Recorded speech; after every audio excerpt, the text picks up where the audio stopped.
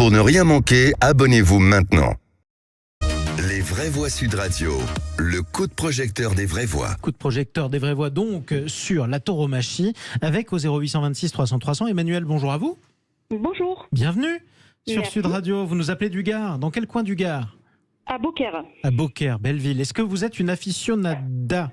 Je pense qu'on le dit comme ça. Oui, oui, passionnée. Passionnée de corrida. Est-ce que vous comprenez que des gens n'aiment pas la corrida? Alors oui, moi je comprends tout à fait, j'entends leurs arguments. Par contre, j'aimerais aussi qu'on entende les nôtres. Bon, et on va les entendre aussi avec vous. On va accueillir notre invité Thierry Elie qui était avec nous. Bonjour à vous Thierry Elie. Oui, bonjour. Soyez le bienvenu sur Sud Radio. Vous êtes le président de la Fédération des luttes pour l'abolition des corridas. Je le disais, Sud Radio donne la parole à tout le monde. Aujourd'hui, ce midi, dans les débats de l'été avec Thierry Stenner, Sud Radio recevait le maire de la ville de Béziers, Robert Ménard, qui rappelait son attachement à la pratique de la corrida. Je vous propose, Thierry Elie, qu'on réécoute ce qu'il a dit. Je parlais à l'instant du bon sens. Je ne les empêcherai jamais de manifester, qu'ils manifestent tant qu'ils veulent. Ils n'aiment pas la corrida, ils ont le droit de pas l'aimer, ils ont le droit même d'être répulsés, ils ont le droit d'être sidérés, ils ont le droit d'être en colère. C'est ça la démocratie, et tu peux le dire, et ils le diront dans les rues de Béziers. Mais qu'ils arrêtent de nous emmerder, mon Dieu. Je leur demande pas d'assister à des corridas. Quand vous passez à Béziers, vous connaissez Béziers, vous avez une arène, vous voyez rien de l'extérieur. Il faut payer et rentrer. Mais qu'ils nous foutent la paix, qu'ils nous laissent tranquilles. Bon, j'imagine que vous ne serez pas d'accord avec ce qu'il a dit, bien entendu, Thierry Elie, discours que vous avez l'habitude d'entendre. Est-ce que vous comprenez malgré tout cet argument qui consiste à dire que personne ne vous oblige à y assister ? Je crois que l'argumentation est assez déplorable. C'est pas une question d'aimer ou de ne pas aimer. C'est une question d'être contre de la torture gratuite d'un animal désigné qui n'a rien demandé à personne. Lui, on lui pose pas la question, s'il aime ou s'il aime pas. Donc le problème ne se pose pas comme ça. Moi, je suis plutôt artiste. Je n'aime pas Modigliani. Je préfère Salvador Dali. Mais j'ai rien contre ceux qui aiment Modigliani. J'aime les choux de Bruxelles. Je n'aime pas les carottes cuites. Je n'ai rien contre ceux qui aiment les carottes cuites. C'est pas le problème est complètement biaisé par rapport à cet argument qui est vraiment ça vole pas très haut. Franchement, de la part de M. Ménard, ça vole pas très haut, franchement. Alors, on va vous proposer aussi de débattre avec Emmanuel qui est avec nous. Vous ne l'avez peut-être pas entendu, vous venez juste d'arriver, Thierry Elie. Emmanuel qui a 36 ans, elle est du Gard, de Beaucaire. Elle aime la corrida. Si on est sur le débat qui consiste à dire que la corrida, c'est de la torture, est-ce que vous comprenez qu'on puisse le dire, Emmanuel ? Alors, oui, effectivement, j'entends, évidemment, puisqu'on est au sein d'un spectacle où on met en scène la mort d'un taureau. Effectivement, on a plusieurs phases qui met le taureau dans un état qui permet de combattre. Effectivement, on voit du sang. On en voit de moins en moins, puisque les pratiques, l'utilisation des harpons, vous allez répondre, Thierry Elie, vous allez répondre. L'utilisation des pics ont été codifiées. Donc, en fait, c'est vrai qu'on, par rapport aux années 80, on voit beaucoup moins de sang que maintenant, on voit beaucoup moins de sang que dans les années 80. Voilà. Et c'est moins, donc, il y a moins de. Qu'est-ce qui a changé dans les pratiques dans ce cas-là, Emmanuel ? En fait les tailles des harpons, des banderilles, la taille des pics qui ont été codifiées. Est-ce que ça fait moins souffrir l'animal que dans les années 80 dans ce cas-là ? Alors, effectivement, vous avez un aspect de souffrance, sachant qu'il y a même que ces deux tertiaux provoquent des saignements au moins. Des saignements, mais par contre, ça provoque de l'endorphine aussi. Donc, c'est vrai que cette substance permet l'endormissement de ces endroits-là. Donc, après, ça met, entre guillemets, le taureau dans un état d'esprit de combattant, sachant qu'il a déjà cet état d'esprit au campo. Merci. Restez avec nous, Emmanuel, depuis Beaucaire, dans le Gard. Est-ce que vous confirmez que les pratiques ont un petit peu changé depuis les années 80 ou pas du tout, Thierry Elie ? Et bien sûr que non. Moi j'ai filmé une corrida. Cette histoire d'endorphine, là, c'est complètement fallacieux. Il y a des études qui prouvent exactement le contraire, que plus l'endorphine est sécrétée, plus cela prouve que l'animal est en souffrance. Alors évidemment, ça arrange tout le monde, à la part des taurins, de prétendre une chose pareille. Moi, j'ai filmé des taureaux qui se secouent pour se débarrasser des harpons plantés dans leur chair. Allez leur demander s'ils ne souffrent pas, les taureaux. Par contre, la seule chose que j'ai appréciée dans ce qu'a dit Emmanuel, c'est qu'elle a parlé de harpons. Ah, ça change un peu, Ça change de la banderie en rubané, colorée, qui est chatoyante, etc., aux couleurs chatoyantes. Non, c'est un harpon de 7 cm qui remue dans la chair pendant que l'animal il souffre, pendant qu'il bouge, pendant qu'il se secoue. Donc la souffrance est encore plus démultipliée. Donc non, la souffrance est niée. On est en plein déni avec les arguments des taurins, et c'est dommage parce qu'on pourrait avoir un débat intéressant. C'est un débat, j'espère au moins, qui est intéressant. Vous n'êtes pas d'accord, vous n'êtes pas là pour l'être de toute façon. Ni vous, Emmanuel, ni vous, Thierry. Mais... Oui, mais on peut persuader les gens. Les gens, ils peuvent se faire une idée en écoutant les arguments des uns et des autres. Justement, c'est pour ça que je vous donne le loisir à tous les deux et à nos vraies voix d'être écoutés. Restez avec nous, l'une et l'autre, s'il vous plaît. Je vais donner la parole à Nicolas Corato. Nicolas Corato, vous n'êtes pas du Sud-Ouest, mais vous êtes plutôt assez aficionado. Qu'est-ce qui vous dit? D'abord, je suis du Sud-Ouest. Vous êtes du partie, Sud-Ouest. Donc voilà, s'il vous plaît. Mais pas d'une ville de tradition taurine. En tout cas, qui ne l'est plus. J'ai réussi Toulouse. à le vexer. Non, peut-être dire que c'est un débat. Alors, le débat de la corrida, il y a quelques débats qu'il faut éviter à table. Celui-là en fait partie. Mais merci, Jean-Marie, de nous l'avoir proposé ce soir. Il faut dire que ce débat, il a été tranché par les juges et par le législateur, puisque la corrida bénéficie aujourd'hui d'un statut d'exception limité, c'est très dérogatoire, c'est quasiment une tolérance législative limitée aux villes de tradition taurine ininterrompue. C'est-à-dire que ne sont concernées que quelques villes en France qui ont, depuis des décennies, de manière ininterrompue, organisé ces fameuses courses de taureaux, entre guillemets, d'où le nom de corrida. Donc, on parle, déjà, il faut peut-être le dire à nos auditeurs. On n'aurait pas le droit de faire une corrida à Lyon ou à Paris. Et il n'y a pas d'ailleurs de demande du milieu taurin d'élargir le périmètre d'action de la corrida, simplement de garder des traditions là où elles sont aujourd'hui. Sauf que je crois que Thierry Elie est biterrois pour sa part, si j'ai bien compris. Je comprends et je respecte que localement, il y ait des oppositions à la corrida, c'est tout à fait normal, mais il faut peut-être rappeler le cadre légal pour dire simplement qu'il n'y a pas une demande d'expansion de la corrida, simplement la corrida aujourd'hui elle est limitée à quelques moments dans l'année et dans quelques villes de France qui sont très très codifiées et très contrôlées par le juge. L'autre chose peut-être, mais pour entrer dans le débat de fond, peut-être que la corrida, et c'est pour ça que moi je ne suis pas un aficionados, mais je ne suis pas non plus quelqu'un qui, pour l'interdiction, parce que je pense que ça dit quelque chose, c'est un des derniers spectacles, parce qu'il faut l'appeler comme ça, un peu liturgique, il faut relire Georges Bataille ou Philippe Solers ou Hemingway, où l'homme est en contact, l'homme moderne que nous sommes aujourd'hui est en contact avec la mort et la souffrance. Et d'ailleurs, je ne reprends pas, moi, les arguments en disant le taureau souffre moins aujourd'hui que dans les années 80. Je pense que la corrida, il faut l'accepter, c'est un spectacle où on vient contempler, où on vient communier avec la souffrance et la mort d'un être vivant, en l'occurrence ici, un animal. Et derrière, ça nous renvoie à énormément de choses, jusqu'au dieu Mitra, jusqu'à énormément de cultes.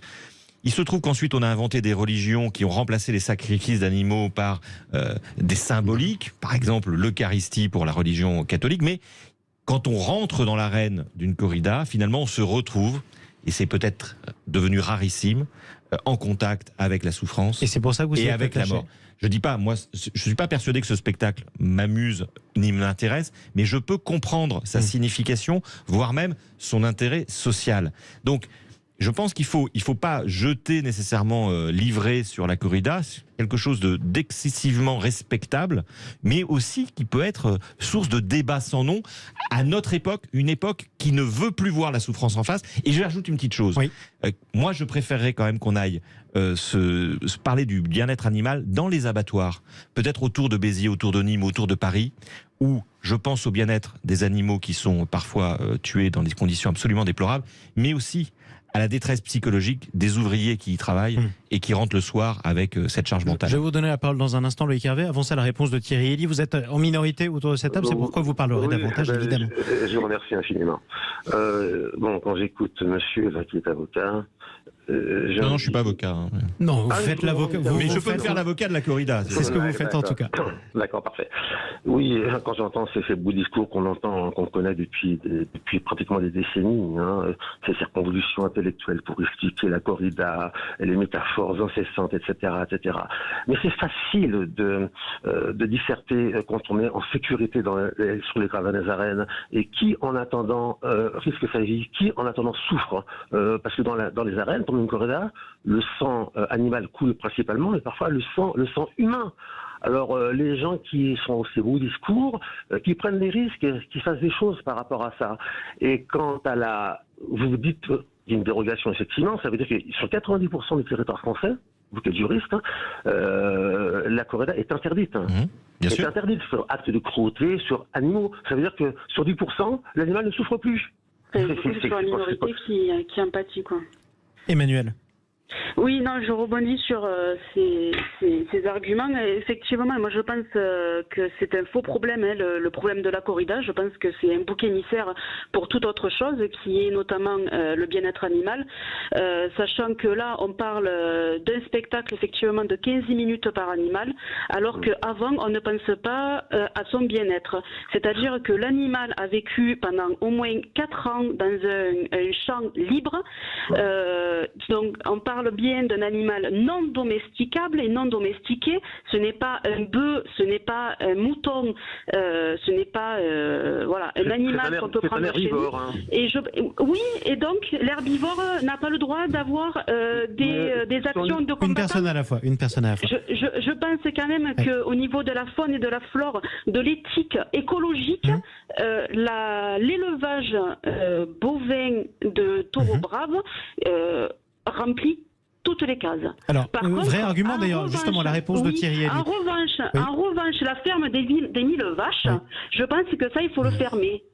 Si on fait abstraction Thierry Elie, autre argument, des dernières minutes de la vie du taureau, sa vie aurait été plus belle que ceux qu'on pourrait manger en steak haché, qui auraient eu une vie qui serait terminée dans un abattoir industriel. Franchement, quel argument. Il est heureux pendant 4 ans, dans le campo, comme on appelle cela, et pour finir dans quelles circonstances? Dans un bain de sang, au milieu d'une arène où il y a 1000 personnes qui applaudissent, qui se réjouissent, sans aucune compassion, sans aucune pitié. Mais où est le respect de l'animal? Où est-il? Parce que une chose que j'aimerais dire, parce que c'est très important, c'est que c'est un débat où nous sommes confrontés à l'irrationnel le plus absolu. C'est-à-dire que les taurins prétendent aimer et respecter le taureau au-delà de tout. Et comment peut-on aimer et respecter un animal qu'on met en charpie, qui devient une masse sanguinolente, qui pisse le sang, qui souffre, qui n'en peut plus, et à la fin qui est traîné comme une charogne par des chevaux, comme sur le sable, sans aucun respect, sans rien. Mais on est confronté, je le répète, à un irrationnel qui est absolument presque unique. C'est incroyable. En fait, ils n'aiment pas l'animal en tant que tel. Ils aiment l'objet de leur passion. Ce n'est pas la même chose. On n'aime pas un animal qu'on torture, je suis désolé. Loïc Hervé. Alors moi non plus, je suis d'une région qui n'est pas une région de tradition de corrida, c'est la Haute-Savoie. On a d'autres pratiques dans les Alpes françaises, qui sont notamment les combats de vaches de race Érins, et qui ne donnent pas lieu à la mort de l'animal, mais qui sont des vrais combats et qui peuvent donner lieu à des blessures des animaux. Et il m'est arrivé d'assister à ce type de combat. Je suis allé à la corrida 2 fois. La première fois, on ne m'a rien expliqué. J'ai pas tellement compris ce qui se passait. J'ai pas trouvé grand intérêt à ça. Et la deuxième fois, j'y suis allé avec des personnes qui étaient capables de m'expliquer un peu les différentes choses qui sont évoquées ce soir. Mais moi, l'argument qui me touche le plus, et parmi tous les arguments qui ont été évoqués, c'est que, évidemment, c'est une exception. Mais parce que ça correspond à une tradition française dans un certain nombre de villes de notre pays. Et que moi, j'en ai un peu assez, qu'à chaque fois qu'une tradition déplaît à certains, on soit obligé d'éthérer le pays, de finalement lui enlever tout relief, et d'avoir une espèce de pays politiquement correct, où finalement, évidemment, on ne regarde pas ce qui se passe dans les abattoirs, mais là, il faut faire quelque chose de symbolique avec l'interdiction de la corrida ou avec l'interdiction des poneys dans les parcs à Paris. C'est ces espèces de logiques permanentes qui font que des choses qui existent depuis de manière séculaire dans un certain nombre de territoires, qui sont évidemment des questions qui ont été abordées devant les tribunaux français, qui ont été évoquées et à de nombreuses reprises au Parlement, donc sont des questions qui ont été tranchées. Moi, j'aimerais bien qu'on laisse ces débats de côté et qu'on se penche sur des débats, ou notamment sur la question de la condition animale, qu'on aille sur des sujets qui sont peut-être plus massifs, plus importants que ces questions purement symboliques. Et encore une fois, je respecte totalement les anti-corridas, y compris les anti-corridas à Béziers, qui ont totalement le droit de s'exprimer. Même le maire de Béziers, qui est vraiment quelqu'un que je combats politiquement d'habitude, a reconnu qu'on pouvait tout à fait être contre la corrida dans ce pays. C'est la démocratie. Mais aussi. Comme lui, je pense qu'à un moment, il y a un certain nombre de traditions dans le pays qu'il s'agit de respecter, qu'on n'est pas obligé de tout supprimer tout le temps au motif que ça contrevient à un certain nombre de gens minoritaires dans notre pays. Thierry Elie. Pas quand elles sont cruelles, monsieur. Enfin, vous vous rendez compte, si on avait conservé toutes les traditions cruelles, on en serait. On brûlait des chats là, en place publique, ça faisait rire tout le monde, c'était une tradition à laquelle il ne fallait pas toucher. Et je ne parle pas des traditions concernant les humains, le supplice de la roue, les pendaisons publiques, etc. Tout ça a disparu, et heureusement. La corrida est restée le dernier lieu d'une torture caractérisée en public en 2023. Mais c'est aberrant, ça. C'est aberrant. Est-ce que je peux vous poser une question, monsieur Louis Hervé ? Je vous en prie, monsieur. Par rapport à votre coloration politique. Connaissez-vous rappelez-vous comment dirais-je, la première adhérente qui a adhéré au parti UDI, qui vous est cher parce que vous êtes... Oui, c'est Madame Simone Veil. Ah, vous le savez, ça me fait plaisir de l'entendre, parce que Simone Veil, c'est-à-dire qu'elle a signé contre la corrida. Et j'ai un respect immense pour cette très grande personne, mais je peux avoir un point de désaccord avec elle sur ce point de... Et Madame Simone Veil, on ne peut pas lui donner des leçons de souffrance. Parce qu'on nous dit non, effectivement. Que c'est un peu indécent de comparer la souffrance, la torture des animaux avec ceux qu'on connaît, les horreurs de la guerre, etc. Oui. Et elle, non. Moi, elle m'a écrit personnellement, elle a signé un manifeste en m'expliquant que ça la révulsait, que la violence qui en émanait, elle ne la supportait pas et elle a signé sans hésiter. Alors, si vous ne savez pas, je vais vous l'apprendre, monsieur Hervé. Alors, donc, c'est vrai, c'est bon. Moi, je ne comprends pas qu'il nous faille expliquer l'évidence que torturer une bête, alors évidemment, c'est embrobé avec beaucoup d'apparat, beaucoup de faces, de couleurs chatoyantes et de musique, mais à côté, derrière, ça cache quoi? Un animal qui n'a rien demandé, je le répète, qui se fait torturer à l'arme blanche. Moi, ça me rappelle un petit peu la chanson de Cabrel. Le pauvre taureau, quand il est exsangue, il regarde autour de lui, il n'y a pas un regard de pitié sur lui. Il n'y en a pas un. Tout le monde est dans sa folie, dans l'effervescence, sans aucune compassion, sans rien. En 2023, ça paraît aberrant, quoi. J'aimerais poser la question à Emmanuel, puisque vous adorez la corrida, vous y assistez. C'est quoi le regard? Comment vous regardez le taureau quand il est en train d'expirer? Oui, alors mais moi bizarrement par contre je n'ai pas d'opinion sur Monsieur Thierry Elie, ni les sentiments ni les ressentis qu'il peut émettre sur un sujet comme celui-là ou sur un autre. Donc je vois pas pourquoi est-ce qu'il émettrait un sentiment à notre part. Voilà. Donc voilà. Donc effectivement il parlait et du regard qu'on a sur le taureau. Moi, je trouve pas que ça soit de la torture, mais bon, parce que j'aime la corrida. Je pense plutôt que c'est au contraire salvateur et que ça permet d'avoir des valeurs dans une vie. Des valeurs, mon Dieu. Oui, des valeurs morales, car on a quand même une éthique. Une éthique quand on aime la corrida, il me semble. Après, voilà, c'est pareil, j'émets mon opinion. Voilà, et bien sûr que vous l'émettez. Voilà. Et vous êtes là pour ça aussi, Emmanuel. Mais en tout cas, ça vous donne des valeurs. Quelles valeurs et ce sera votre mot de la fin? Des valeurs de vie, des valeurs de justesse.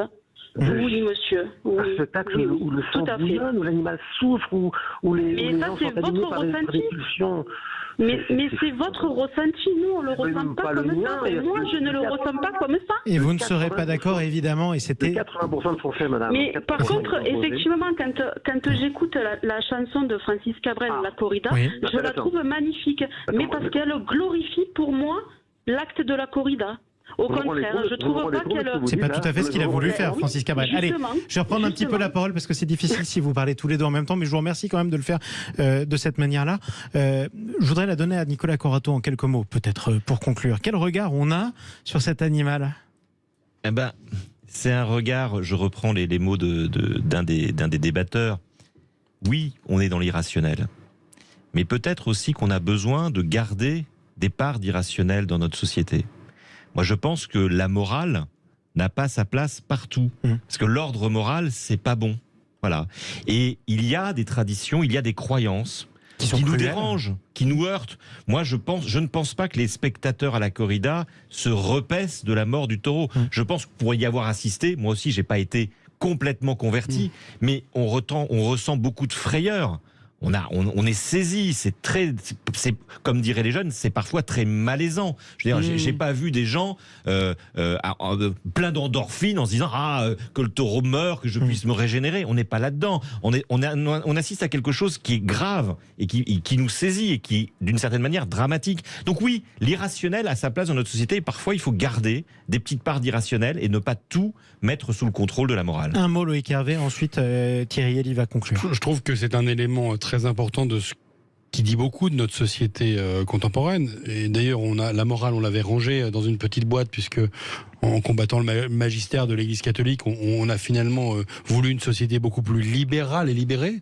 Et ce sont de nouvelles formes de morale. Moi, je le vois au Parlement dans nos travaux. Hein, c'est une espèce de définition du bien et du mal, et de personnes qui s'arrogent la capacité de dire qu'au nom de leur propre vision du monde, ils vont dire que telle chose est mal et qu'elle doit être interdite par la loi, et que une autre façon est... Et ça, je m'en méfie, parce que ça conduit à mon avis à de nouvelles formes de totalitarisme. Donc si on peut en rester à l'équilibre qu'on a trouvé en France sur la corrida, c'est-à-dire à un encadrement et à un régime d'exception, je pense qu'on aura finalement à peu près respecter la position de tout le monde, y compris de ceux qui sont contre la corrida. Malgré tout, dans une démocratie, on a le droit de manifester. Et rendez-vous donc, vous le donnez dimanche. Un dernier mot. Bien sûr, c'est pour ça que je vous donne. D'abord, je vous remercie de m'avoir laissé la parole sur un sujet aussi sensible. Moi, ce que j'aimerais, c'est qu'on refasse le même débat, mais avec des images, des extraits de films sur la corrida, où on montre l'animal en souffrance absolue. Ah oui, c'est bien, c'est pas possible, mais ce serait intéressant. Et après, aller argumenter et défendre la corrida après avoir vu une pauvre bête exsangue qui souffre le martyre dans un bain de sang. Ça, ce serait intéressant. Et en tout cas, vous appelez avec le comité de liaison biterrois pour l'abolition de la corrida à manifester dimanche de 15h à 20h, le 13 août, donc à Béziers, pour l'abolition de la corrida. Merci à vous, Thierry Elie. Et le 9 septembre à Arles, Arnaud Corrida. Exactement. Mais merci à vous en tout cas d'être venu le dire sur Sud Radio, président de la Fédération des luttes pour l'abolition des corridas. Merci Emmanuel de nous avoir appelé au 0826 300 300 dans le Gard. Oui, un mot. Oui, je voudrais juste effectivement dire, je voulais demander pourquoi est-ce qu'il se mettait à la place du taureau et pourquoi est-ce qu'il voulait penser à la place du taureau. Eh bien ça, c'est une question que vous poserez dans un prochain débat, ma chère Emmanuel, puisqu'on est arrivé au terme. Quoi qu'il en soit, merci à vous. Mais écoutez, merci à vous. Vous avez pu également le dire sur Sud Radio. On va essayer de se réconcilier tous autour d'un magnifique spectacle. C'est le début des Nuits des Étoiles. Et on va vous emmener sur la côte basque dans un instant avec Les Vraies Voix sur Sud Radio.